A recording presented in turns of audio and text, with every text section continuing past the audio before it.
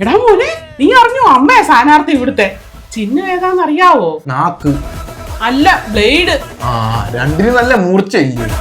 എന്റെ വലിയ ഫ്ലെക്സ് ഒക്കെ ഇങ്ങനെ അടിച്ചു വെച്ചേക്കുന്നൊന്ന് ഓർത്ത്. അയ്യോ, തോറ്റു കഴിയുമ്പോ മുളക് ഉണക്കാം. കോഴിക്കോട്ടിൽ വിടാം. എനിക്ക് എന്തുമാത്രം കഴിവുണ്ടായിട്ടാ എന്നെ സ്ഥാനാർത്ഥിയായിട്ട് നിർത്തിയത്. ഒരു കഴിവില്ല. അമ്മയ്ക്കാവൻ നാട്ടിലെ അഭിഹിതം മൊത്തം അറിയില്ല. നീ വോട്ട് ചെയ്യലേ നിന്നെ മറ്റേ കാര്യം ഞാൻ പറയുമെന്ന് പറയും. ദൈവമേ, ജയിച്ചു കഴിഞ്ഞാല ജയിക്കത്തില്ല. കെട്ടി വെച്ച പൈസ പോലും കിട്ടത്തില്ല. ആ പൈസക്ക് മന്തി വല്ല മേടിച്ചായിരുന്നു. കള്ളവോട്ട് ചെയ്തെങ്കിലും ഞാൻ ജയിക്കും. നിന്റെയൊക്കെ വോട്ട് ആർക്ക് വേണം? വോട്ട് ചെയ്യാൻ നടക്കുമ്പോഴേ വാദം വരാൻ നോക്കണേ. നോക്കിക്കോളാം. അയ്യോ, മറ്റുള്ള നാട്ടിലെ സ്ഥാനാർത്ഥികളെ കണ്ടോ? എന്റെ നാട്ടിലെ നമ്മുടെ ചിഹ്നം.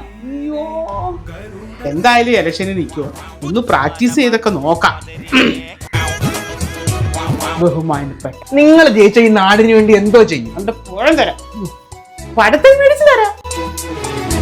നിങ്ങൾക്ക് ഏത് സമയത്തും എന്നെ വിളിക്കാം. രാത്രി 12:30 കഴിഞ്ഞ് വിളിക്കാവോ? ഇന്നലെ വരെ വാ തുറന്ന തെറിയായിരുന്നു. ഇന്ന് തൊട്ട് ഞാൻ ശൈലജ ജയിച്ചിട്ട് വേണം. അമ്മ വോട്ട് ചോദിക്കാൻ വീട്ടിൽ കയറത്തില്ലേ? അപ്പൊ ജനുവരി എന്റെ സിനിമ കണിമംഗലം കോവിലൊക്കെ ഉണ്ടെന്ന് കൂടെ പറയൂ. നിന്റെ സിനിമയോ? അതിനകത്ത് ഞാനും ഉണ്ട്. അത് കട്ട് കളഞ്ഞ് എന്റെ PR കൊടുക്കുവന്ന എന്നെ കട്ട് ചെയ്തിട്ടൊന്നുമില്ല. ഞാനാ മെയിൻ. അപ്പൊ ജനുവരിയിൽ കണിമംഗലം കോവിൽ അമ്മയ്ക്ക് തന്നെ ചെയ്യണം. ഉറപ്പല്ലേ?